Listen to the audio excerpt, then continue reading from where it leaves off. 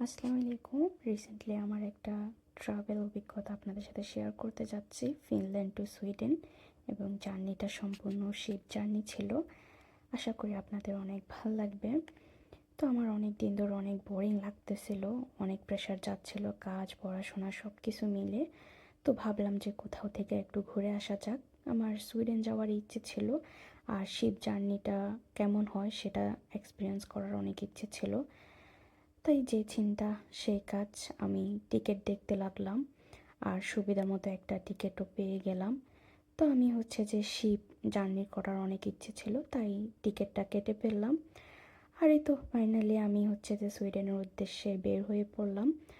যে সারাদিন ফিনল্যান্ডের হেলসিঙ্কিতে ঘোরাঘুরি করলাম, আর বিকাল 4:30টায় আমার শিপ ছিল। আমি 3টার মধ্যে যে পোর্টে গিয়ে পৌঁছে যাই। আর ভিতরে ঢুকে যে আমি আমার চেকিংটা করে নিই। চেকিং করার শেষে যে আমাকে আমার টিকিটটা দিয়ে দেয়। আর টিকিট হাতে পেয়ে যে আমি কিছুক্ষণ ওয়েট করি যে গেট খোলার জন্য। আর ভিতরের পরিবেশটা একদম কোয়াইট ছিল, খুব একটা মানুষ তখনও আসে নাই। তো আমি বসে বসে ওয়েট করতেছিলাম। ফাইনালি যে আমাদের গেট খুলে দেয়। আর আমি একটু একটু করে শিপের দিকে এগোতেছিলাম, আর শিপটা দেখতেছিলাম। এত বড় শিপ ছিল, এটা আমার লাইফের ফার্স্ট টাইম শিপ জার্নি। আর আমাদের শিপটা আসলে অনেক বড় ছিল, টোটাল 12 তলা ছিল, আর আমি ছিলাম 9 তলাতে। আর এই যে ভিতরে আমি ঢুকে গেলাম, এখানে দুইজন আমাদেরকে ওয়েলকাম করার জন্য দাঁড়িয়েছিল, এবং কারো কোনো হেল্প লাগবে কি না সেটার জন্য। এটা যে আমি যে ফ্লোরে ছিলাম ওই ফ্লোরে। তো আমি একটু ঘুরে দেখতেছিলাম ঢুকে যে কেমন। আসলে আমার অনেক বেশি ভালো লাগছিল। যে প্রথমে আমি একটু নার্ভাস ছিলাম যে শিপ জার্নি কেমন হবে, যদিও এর আগে করি নাই। বাট আমার অনেক ভালো লাগছে ওভারঅল। এটা ছিল আমার ক্যাবিনেট যেখানে আমি ছিলাম। তো আমি ফ্রেশ হয়ে আবার উপরে চলে আসি বাইরের ভিউ দেখার জন্য। ততক্ষণে আমাদের শিপ ছেড়ে দেয়। আর এত সুন্দর ভিউ, আমার সবচেয়ে ফেভারিট ভিউ যে সমুদ্রের ভিউ, যেটা আমি দাঁড়িয়ে দাঁড়িয়ে উপভোগ করতেছিলাম। আর পাশে দিয়ে সেম আরেকটা শিপ যাচ্ছিল। তো আমি একটু পরে নিচে আসি, আর নিচে এসে দেখি বাচ্চাদের একটা এখানে অনেক সুন্দর অনুষ্ঠান চলতেছে বাচ্চাদেরকে নিয়ে। তো এগুলা ঘুরে ঘুরে দেখার পরে আমাদের খাওয়ার সময় হয়ে যায়, আর আমি এখানে লাইনে দাঁড়িয়ে পড়ি। ভিতরে ঢুকে আমি টোটালি কনফিউজ হয়ে যাই যে আমি কি খাবো। এতগুলো আইটেম ছিল, এত রকমের আইটেম ছিল যে আমি কনফিউজ হয়ে যাই যে আমি কি খাবো। তো আমি টুকটাক কিছু নিয়ে যে আমি উইন্ডো সাইডের একটা টেবিল খুঁজে বের করি, আর ওইখানে বসে আমার খাওয়া দাওয়া শুরু করি। আমার আগে থেকে ইচ্ছে ছিল উইন্ডোর পাশে বসে খাবো আর আমি বাইরের ভিউ দেখবো। ফাইনালি তাই হলো। তো খাওয়া শেষে আমি একটু উপরে চলে আসি যে একটু ফটোশ্যুট করব বা ভিডিও নিব। কিন্তু এত বাতাস ছিল, এত ঠান্ডা ছিল, আমি খুব একটা ভিডিও বা ছবি কোনো কিছুই করতে পারি নাই। তো আমি আবার ভিতরে চলে আসি। আর এই তো ফাইনালি সুইডেনের কাছাকাছি চলে আসি, একটু একটু করে সুইডেনটা দেখা যাচ্ছে। আর এত সুন্দর ছিল ভিউটা, বলার বাইরে। যদি না কাছ থেকে এটা দেখা যায়, কেউ বিশ্বাস করতে পারবে না যে এত সুন্দর।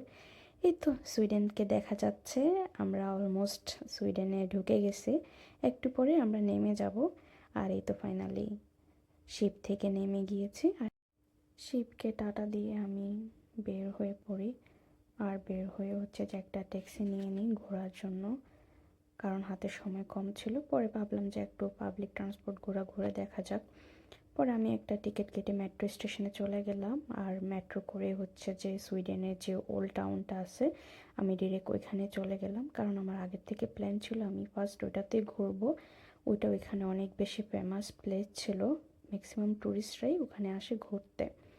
তো আমারও প্ল্যান ছিল আমি ওখানে ঘুরবো। আর সত্যি সুইডেনের ওল্ড সিটিটা দেখার মতো একটা জায়গা। আমার হাতে খুব একটা সময় ছিল না, আমি খুব একটা ভিডিও ক্লিপ নিতে পারি নাই। আর অনেকটা সময় আমি ভুলেই গিয়েছিলাম ক্লিপ নেওয়ার জন্য। কিন্তু সত্যি অনেক বেশি সুন্দর জায়গা। তো আমার যেহেতু হাতে সময় ছিল না, আমাকে আবার ব্যাক করতে হবে।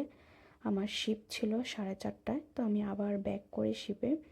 আর এই তো শিপে ব্যাক করে আমি ফ্রেশ হয়ে আবার ডিনার করতে চলে আসি। আর ডিনারে দেখে অনেক মানুষ ছিল, অনেক লম্বা লাইন। তো আমি আমার খাবারগুলো নিয়ে আসি। ওভারঅল আমার খাবার অনেক ভালো লেগেছে, যদিও ওদের খাবারের টেস্টটা আমাদের খাবারের টেস্টের সাথে যায় না, বাট ওভারঅল অনেক ভালো ছিল, ওদের সার্ভিস অনেক ভালো ছিল। তো খাওয়ার শেষে হচ্ছে যে ভাবলাম ফুল শিপটা একটু এক্সপ্লোর করা যাক। তো আমি ওদের শপিং মল যেটা ছিল ওটার ভিতরে আসলাম ঘুরে দেখার জন্য।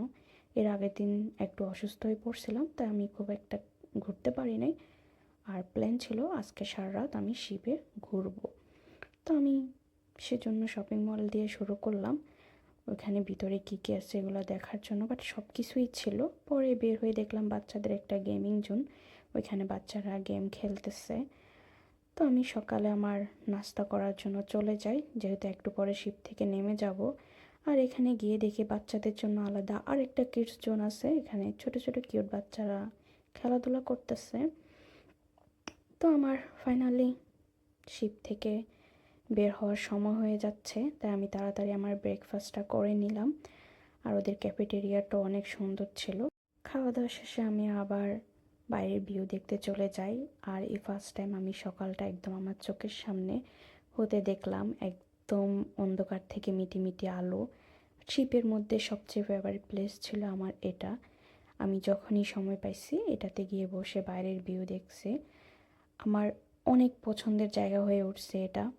আমি ম্যাক্সিমাম টাইমই এই জায়গাটাতে বসে কাটিয়েছি আর বাইরের ভিউগুলো উপভোগ করছি। তো একটু পরে আমি নেমে যাব, তাই শেষবারের মতো গিয়েছিলাম ফটোশ্যুট করতে বা ভিডিও নিতে, কিন্তু এতই ঠান্ডা ছিল আমি খুব বেশিক্ষণ স্টে করতে পারি নাই, তাই আমাকে আবার ব্যাক আসতে হয়। আর ফাইনালি হচ্ছে যে আমি হেলসিঙ্কিতে এসে পৌঁছে যাই। ওভারঅল আমার জার্নিটা অনেক ভালো ছিল, আমার শিপ জার্নি এক্সপিরিয়েন্স করার অনেক ইচ্ছে ছিল। ফাইনালি আমার সেই ইচ্ছেটা পূরণ হলো। আর এই তো আমি আপনাদের সাথে সুইডেনের কিছু ছবি শেয়ার করতেছি, আশা করি আপনাদের ভালো লাগবে। যদিও আমি খুব একটা ছবি বা ভিডিও নিতে পারিনি, বাট যতটুকু নিছি আমি আপনাদের সাথে ততটুকু হচ্ছে যে শেয়ার করতেছি। আসলে এই সিটিটা দেখার মতো ছিল। আমার হাতে খুব একটা সময় ছিল না, যদি সময় থাকতো আমি সারাদিনই ঘুরে ঘুরে দেখতাম। খুব অল্প সময়ের মধ্যে আমাকে ফুল ওল্ড টাউনটা ঘুরে ঘুরে দেখতে হয়েছে, একদমই সময় ছিল না। বাট যতটুকু দেখতে পারছি আমি ততটুকুর জন্য আমি অনেক বেশি হ্যাপি। তো ভালো থাকবেন সবাই, আসসালামু আলাইকুম।